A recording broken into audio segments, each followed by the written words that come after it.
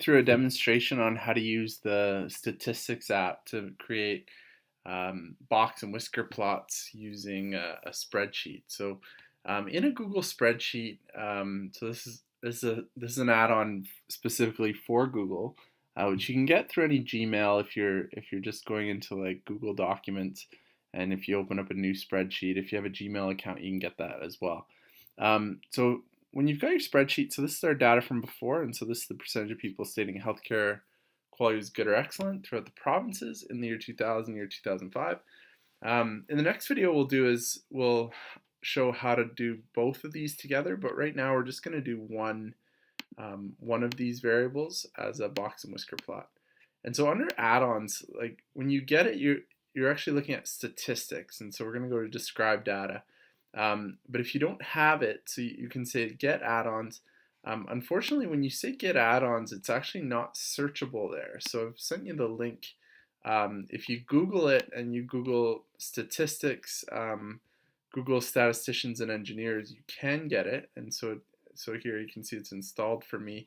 And you get it from the Chrome Web Store. And so just make sure you can see like the Google Store, Chrome Web Store. That's where you're actually going to um, get the add-on from. Okay, so when you have the add-on, so what we're going to do is we're going to go to statistics and we're going to describe the data.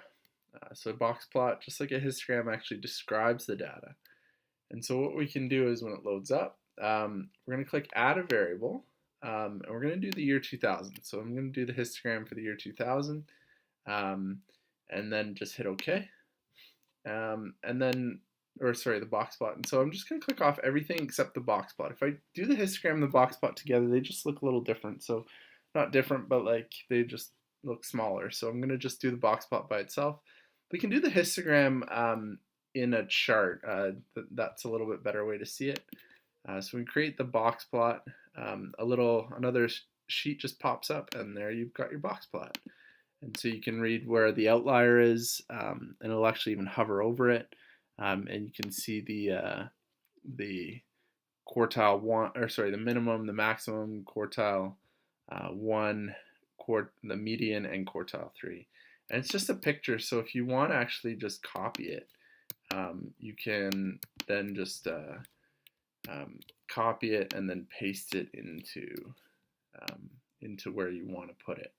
And so that's how you make your box plot.